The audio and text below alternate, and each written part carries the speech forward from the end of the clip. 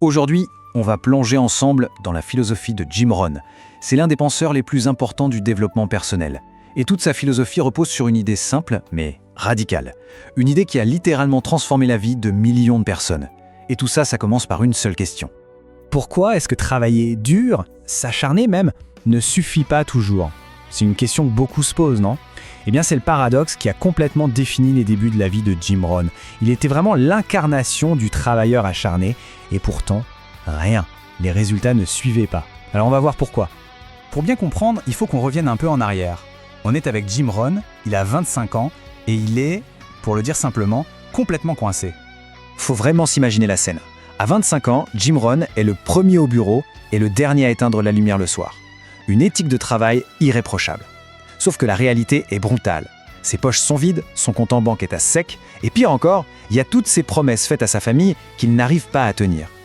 Il suivait toutes les règles du bon travailleur, mais la récompense, elle, ne venait jamais.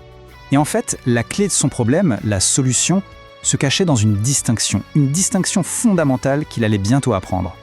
D'un côté, on peut travailler dur sur son job. Ça permet de gagner sa vie, de payer ses factures. Mais de l'autre, on peut travailler dur sur soi-même. Et ça peut permettre de bâtir une fortune. Ce grand déclic dans la vie de Rohn, il n'y a pas venu d'un livre ou d'une conférence. Non, il est venu d'une rencontre.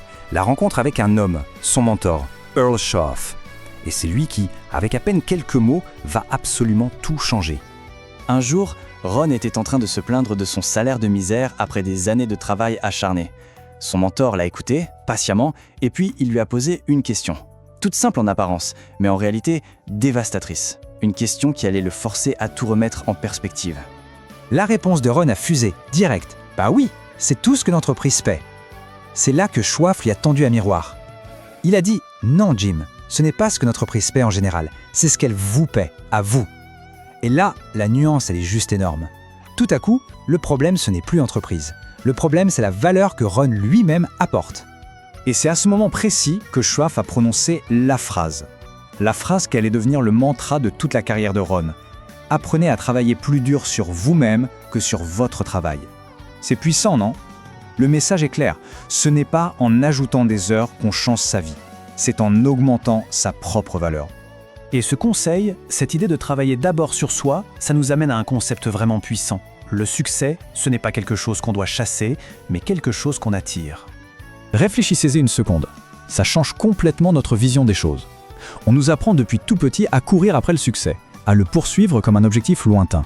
Mais la philosophie de Rohn dit exactement le contraire. Le succès, ce n'est pas un but, c'est une conséquence. C'est quelque chose qu'on attire, tout simplement par la personne que l'on devient. Et Rohn avait une image géniale pour illustrer ça. Il disait « Pour atteindre les choses sur l'étagère du haut, il faut se tenir debout sur les livres que l'on a lus. » C'est magnifique comme métaphore, non? Chaque nouvelle compétence, chaque idée qu'on intègre, c'est comme un livre qu'on ajoute à la pile sous nos pieds.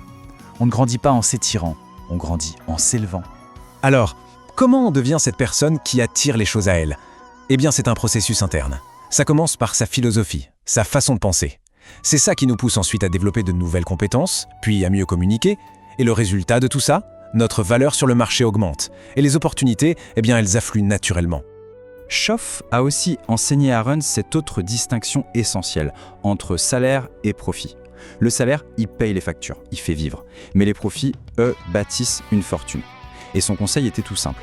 Travaille à plein temps sur ton job et à temps partiel sur ta fortune. Et ce fameux temps partiel, c'est justement le temps qu'on investit sur soi. Et tout ça, ça nous amène à la question la plus importante à se poser. Ce n'est pas « qu'est-ce que j'obtiens de mon travail ?», mais bien « qui suis-je en train de devenir ?» Parce qu'au final, la personne que l'on devient a infiniment plus de valeur que ce que l'on obtient. Et là, on réalise que cette philosophie va bien au-delà de la réussite professionnelle. L'objectif ultime, c'est de prendre les rênes, de devenir l'architecte de sa propre existence. Rohn nous invite à regarder la nature. Un chêne ne se dit pas « tiens, je vais grandir seulement à moitié ». Non, il pousse aussi haut qu'il le peut, il atteint son potentiel maximum. Toutes les formes de vie le font par instinct, sauf les êtres humains.